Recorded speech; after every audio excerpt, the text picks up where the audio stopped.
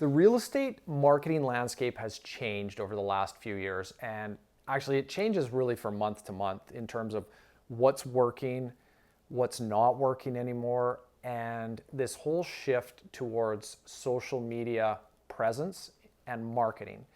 So we've been going fairly heavy on the social media side, and if you're watching this, you're on social media yourself. So what's working today, what we've found out, what we've evolved to, that's what I'm going to talk about right now. So the first thing is, it's all about attention.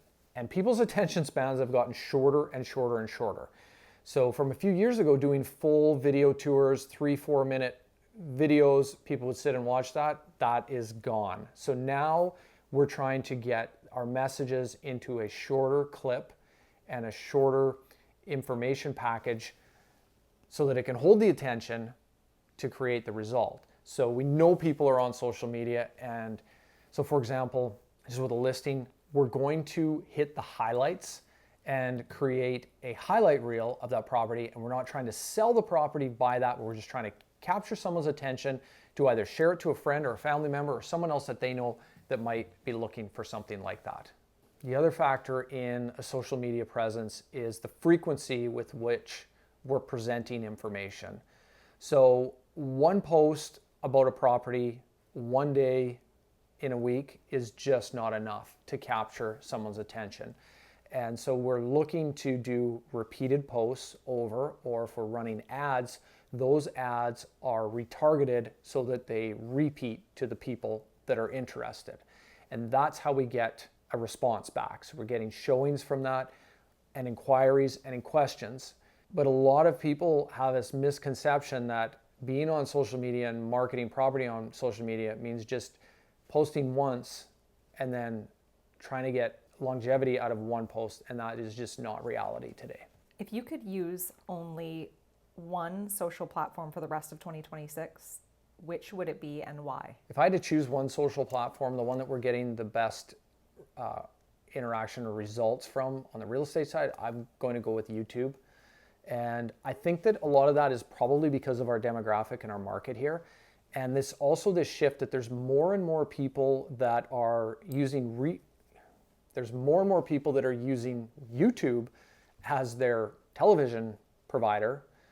And so when we're on there, we're able to get more visibility and interaction. And so, especially with the older demographic, they're on YouTube. They're not spending much time on Instagram. They don't understand Instagram. Some days I don't understand Instagram, or they're not on TikTok. So YouTube. So there's a couple other strategies that we would look at and say with a platform like LinkedIn or X or Twitter is when we post on there, then we can relink that to another post on another platform.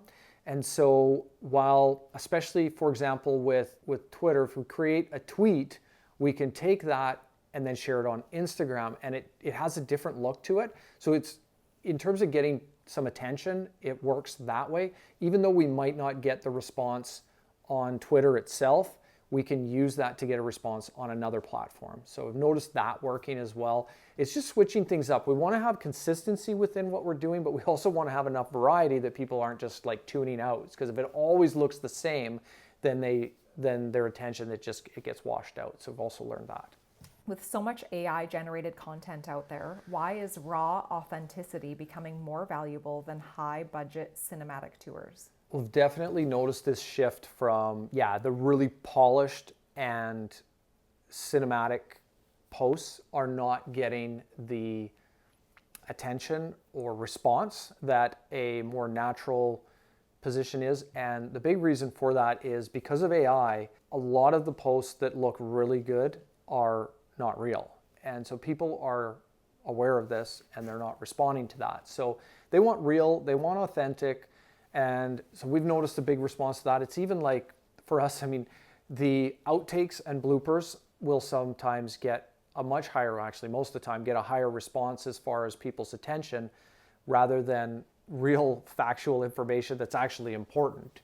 And the AI side of things is changing the landscape. So we'll see where it goes, but people still do want authentic, and especially if they're going to trust somebody. You can tell right away now which is AI generated and not, because it just either looks too real or you can notice the glitches in it. How do you use social media to highlight the lifestyle of a neighborhood rather than just the four walls of a house? Well, so social media does allow us to really give the highlights of the particular property, and whether that includes a neighborhood, a certain location, maybe beaches, especially around here, because we're selling a lifestyle. And there are a lot of people that will purchase a property in a location that they want to be, even if that property isn't perfect in all the ways that would meet their needs, but the location is what's important. They want to be walking distance to the beach. So there's trade-offs. People will sacrifice one area for another, and we see that all the time, that people will sacrifice the home to get that location.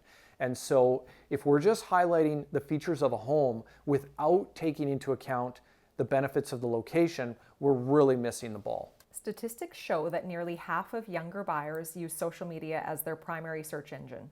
How has that changed the way you write your captions and use keywords? All right, so when it comes to preparing the content, there's the actual, say, the video itself, and then there is the text that goes along with it in terms of the caption. So we are looking at using SEO to use phrases or information that is going to resonate with our potential buyer. However, on the different platforms makes a big difference, but because of our demographic of buyer, when we do it on Instagram, we don't get the response because there aren't as many buyers on there for our area.